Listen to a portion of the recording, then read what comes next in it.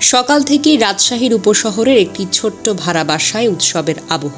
প্রথমবারের মতো একা একটি প্রশিক্ষণ বিমান চালাতে যাচ্ছেন ফ্লাইট লেফটেন্যান্ট মোহাম্মদ তৌকির ইসলাম, ডাকনাম সাগর। ছেলের এই অসামান্য অর্জনে আনন্দে ভাসছিলেন বাবা তুহরুল ইসলাম, মা সালেহা খাতুন, বোন সৃষ্টি আর ভগ্নিপতি।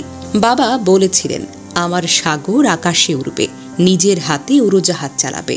মা ততক্ষণে দোয়া পড়ছেন, চোখে মুখে গর্ভের ঝিলিক। সবাই বসেছিলেন তৌকিরের এই যাত্রা দেখার জন্য। কিন্তু ঠিক দুপুর পেরোতেই ঘন মেঘের মতো নেমে আসে এক ভয়াবহ সংবাদ। ঢাকার দিয়াবাড়ির আকাশ ছিঁড়ে ভেঙে পড়ে এক প্রশিক্ষণ বিমান।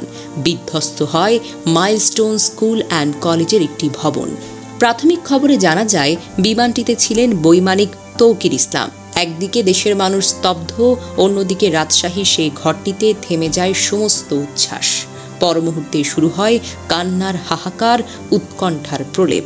তখনও পরিবার জানে না তৌকির তো আর বেঁচে নেই, জানে শুধু তৌকির সম্মিলিত সামরিক হাসপাতালের চিকিৎসাধীন।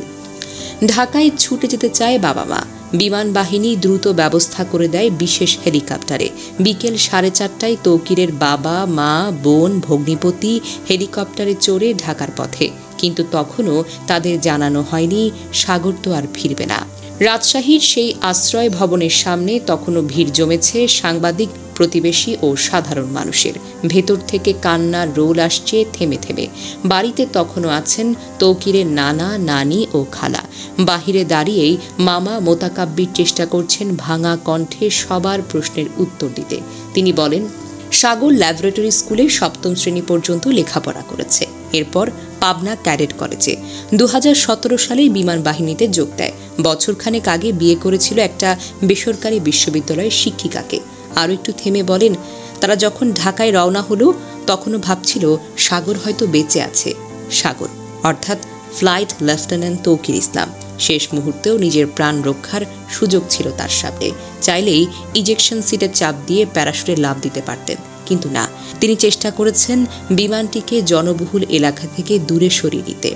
বাঁচাতে চেয়েছেন মানুষকে, শিশুদের, স্কুল ভবনের ভেতরের জীবনগুলোকে। আন্তঃবাহিনী জনসংযোগ পরিদপ্তর জানিয়েছে, এই ঘটনায় 19 জন নিহত, 1.5 শতাধিক মানুষ আহত হয়েছেন। তৌকিরের মৃত্যু কেবল একটি পরিবারের নয়, পুরো জাতির হৃদয়ে গভীর শোকের রেখা টেনে দিয়েছে। তিনি ছিলেন এক আত্মত্যাগী পাইলট, একজন আদর্শ সেনা, একজন গর্বিত পুত্র। আজ তার রাজশাহীর সেই ঘরটি যেন নিস্তব্ধ।